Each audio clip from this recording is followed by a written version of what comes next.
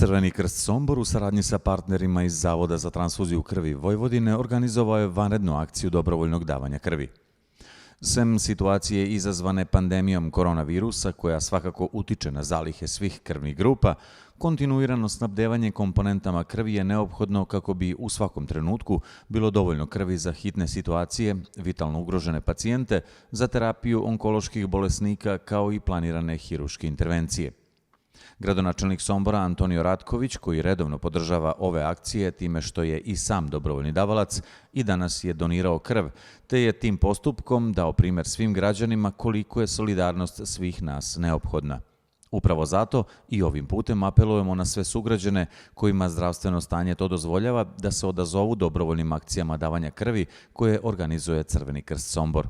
Podršku mogu da daju svi zdravi punoletni građani do navršenih 65 godina života.